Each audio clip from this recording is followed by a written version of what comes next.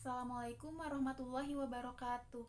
Halo adik-adik, selamat datang di video saya. Bersama saya adalah Rizky Nur Atika, mahasiswi Universitas Pendidikan Indonesia Kampus Sumedang.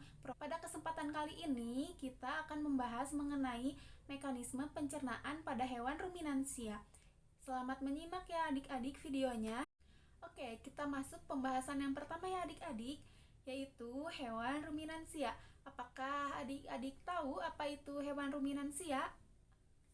Ya, betul. Hewan ruminansia adalah kelompok hewan mamalia yang biasa memamah atau memakan 2 kali, sehingga sering dikenal dengan hewan memamah biak. Nah, adik-adik, sekarang kita akan mempelajari organ atau alat pencernaan pada hewan ruminansia. Ada berapa ya organ pencernaan pada hewan ruminansia?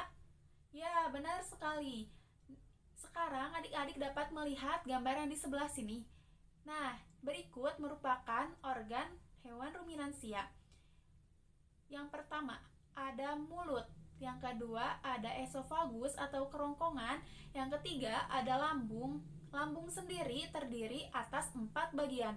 Yang pertama ada rumen, yang kedua ada retikulum, yang ketiga ada omasum, dan yang keempat ada obamasum.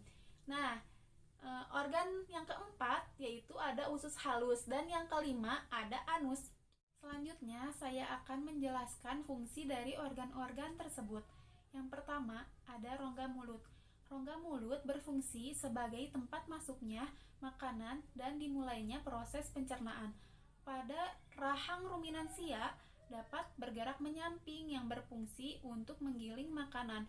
Di dalam rongga mulut sendiri terdapat organ-organ pencernaan seperti gigi, lidah, dan saliva. Selanjutnya yaitu esofagus atau kerongkongan yang berfungsi sebagai jalur penghubung antara rongga mulut dan lambung. Kemudian makanan yang sudah melewati esofagus atau kerongkongan tadi menuju ke lambung. Proses pencernaan pada lambung yang pertama untuk menampung makanan sementara sebelum dikeluarkan kembali.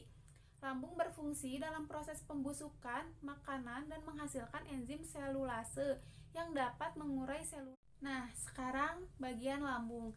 Bagian lambung yang pertama yaitu rumen atau perut besar, tempat terjadinya pencernaan dengan bantuan mikroba. Nah, di sini makanan dicerna hingga menjadi bubur dengan gerakan mengaduk yang dilakukan oleh dinding rumen. Pada saat sapi istirahat, makanan dikembalikan ke mulut dan dikunyah kembali. Setelah dikunyah kembali, makanan masuk ke dalam retikulum atau perut jala. Nah, bagian yang kedua yaitu bagian retikulum atau perut jala. Di bagian ini mengalami proses fermentasi dengan bantuan bakteri anaerob dan protozoa. Retikulum ini terjadi proses absorpsi dan penyaringan benda-benda asing yang masuk bersama makanan sehingga tidak masuk ke omasum.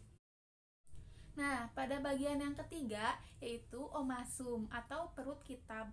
Di bagian ini makanan dicerna dengan bantuan enzim pencernaan. Nah, bagian keempat yaitu abomasum atau perut masam. Bagian inilah yang sebenarnya disebut dengan lambung. Di sini makanan dicerna dengan bantuan enzim pencernaan pepsin yang dihasilkan oleh abomasum.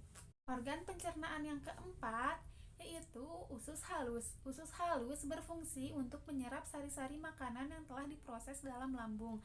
Nah, organ pencernaan yang kelima yaitu anus.